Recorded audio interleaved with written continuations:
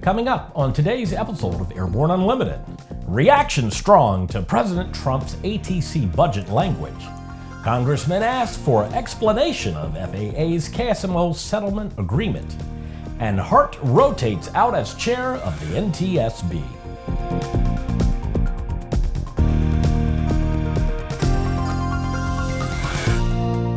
Hello, I'm Christopher C. Odom. It's March 20th, 2017, and this is Airborne Unlimited. President Trump's proposed budget has regretfully come down on the side of a privatized air traffic control system and stirred up a huge hornet's nest among the aviation community who have opposed this concept for decades. President Trump opined, "The budget initiates a multi-year reauthorization proposal to shift the air traffic control function of the Federal Aviation Administration to an independent non-governmental organization, making the system more efficient and innovative while maintaining safety. This would benefit the flying public and taxpayers overall." However, the ranking Democrat on the Aviation Subcommittee has a different point of view. Congressman Rick Larsen said, "President Trump's budget ignores basic facts about the importance of the U.S. aviation system. The fact is, privatizing America's air traffic control system would be a long, difficult process that could jeopardize the safety of the flying public." The move is opposed by virtually every GA and Business Aviation Association, from EAA to the NBAA. NBAA President and CEO Ed Boland said, "We know that the notion of privatizing ATC has, for decades, been pushed by large airlines. Under such a proposal, the ATC system, which is a natural monopoly that currently serves the public's interest and is overseen by the public's elected representatives, would be turned over to a non-governmental entity effectively controlled by the airlines." Louisiana Republican Congressman Ralph Abraham has sent a letter to FAA Administrator Michael Huerta and Secretary of Transportation Elaine Chao, expressing deep concern about the unprecedented settlement between the FAA and the city of Santa Monica, California, over the future of Santa Monica Airport. Abraham wrote, "From my perspective, this agreement departs from the long-standing principle that the federal government will preserve airport infrastructure and hold airport sponsors accountable, especially when they have accepted federal money and committed to deed-based obligations to operate an airport in perpetuity. Could you provide any analysis that the FAA has utilized or prepared regarding the consequences of its actions, such as negative impact on other airports, area residents, businesses, general aviation, the flying public, and national aviation system?" NBAA President and CEO Ed Boland said, "We thank Representative Abraham for calling on the DOT and the FAA to explain the rationale behind this seeming departure from the agency's own mandate to preserve and protect airports like SMO as part of our nation's greater aviation infrastructure, and we eagerly await their response." NBAA joined with 5 other aviation interests at SMO to file a petition asking the U.S. Appeals Court to review the legality of the agreement. After the break, there's new leadership at the NTSB. Concorde's recombinant gas RG series sealed battery technology produces a high-performance battery with the advantages of being pre-tested and fully charged at the factory.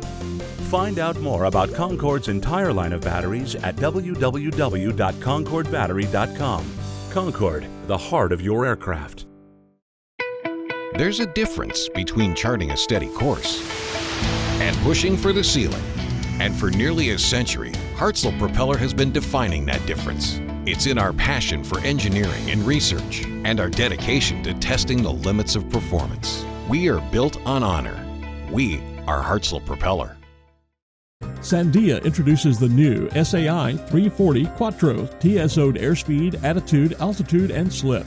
With integral backup battery, safety never looked so good. See it now at www.sandia.aero.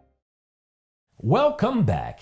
If you'd like to be a supporter of Airborne Unlimited, send an email to jim@aero-news.net.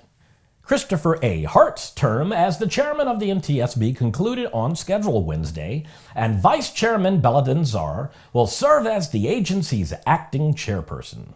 Hart will remain at the NTSB, applying his transportation safety expertise in the capacity of a board member. The NTSB has 5 board members, each nominated by the President and then confirmed by the Senate to serve 5-year terms. By statute, a board member is designated by the President as chairperson and another as vice chairperson for 2-year terms.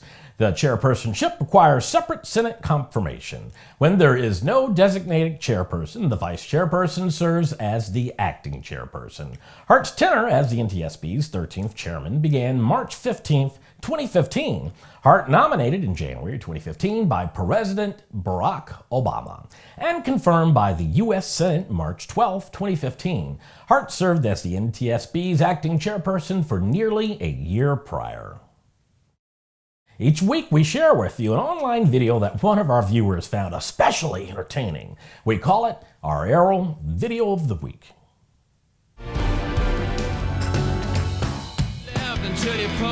Final liftoff of Atlanta.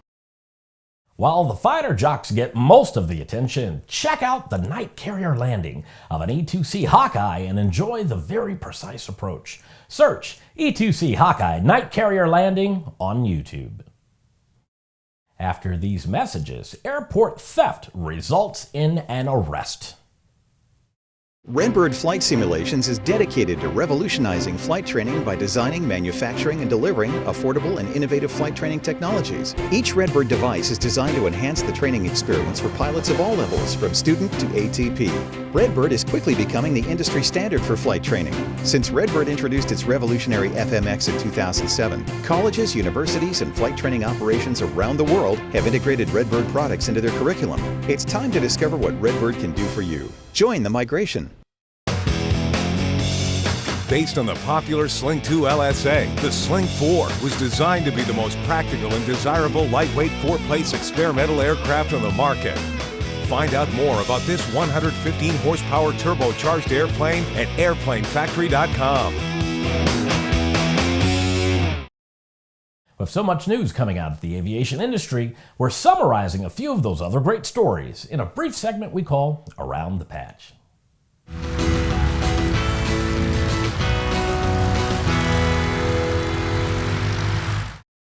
The theft of some $250,000 in avionics from an airport near Houston, Texas, has led to the arrest of 21-year-old Hugo Edmundo Rincon Huerta.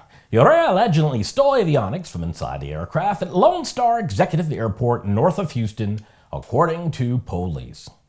The American Helicopter Museum and Education Center will bestow its prestigious Achievement Award during its annual gala fundraiser on Saturday evening, April 22nd. The museum will present the prize to German-based Evolo for the successful manned flight of its Volocopter VC-200. In an FAA info notice pertaining to seatbelt repairs and alterations, the FAA has stated that any applicable repair must be done in such a manner and use materials of such a quality that the condition of the aircraft, airframe, aircraft engine, propeller, or appliance worked on will be at least equal to its original condition. TSOs such as the C-22 and C-127 set minimum performance standards for such. In an effort to better regulate the operation of drones, the Civil Aviation Authority of China is introducing a real name registration system to better regulate UAV operations. CAAC head Feng Zhonglin said that the government's priority is to have UAVs registered with the owner's real name and to supervise operators. Feng also stated that the country plans to institute geofencing around airports. Canada's Maritime Launch is committed to a launch site location following a study of prospective sites across North America. An exhaustive review was conducted which assessed 14 potential locations. The top site is located in Guysborough Municipality in Nova Scotia and would host a commercial launch complex for the Cyclone 4M orbital launch vehicle from the Ukraine. Well, that's it for today's trip around the patch. Now let's get back to the rest of the news.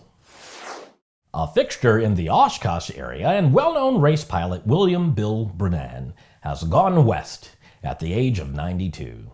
When he was a boy, Bill lived on a farm near what is now Whitman Regional Airport, named for his longtime friend, mentor, and sometime boss, Steve Whitman. He quickly went from watching Steve fly to working for him, earning money for flight training at Whitman Flying Service. When he was just 23, Steve asked Bill to fly his airplane, Buster, in the Goodyear Trophy race as part of the Cleveland National Air Races in August of 1947. Steve obviously had confidence in Bill's abilities, but Bill would tell you that he got the job for weight and balance reasons. At just 100 pounds, he was 70 pounds lighter than Steve. In racing, every ounce counts. For more about Bill's life and career, see EAA's interview with him as part of EAA's Timeless Voices program, as well as in-depth webinar presented by Bill and his biographer, Jim Cunningham. Most recently, Bill had been working with EAA Chapter 2052 in Oshkosh on their project to build a replica of Buster for the EAA Aviation Museum. Well, that's our program for today. Remember that Airborne Unlimited is streamed daily, Monday through Friday, with additional breaking news bulletins for important stories that fall outside of our normal deadlines. If you're watching us on YouTube, please subscribe. And do check us out on Facebook and Twitter. Get comprehensive, real-time, 24/7 coverage, the latest aviation and aerospace stories, anytime at aero-news.net. Keep flying. We'll see you tomorrow.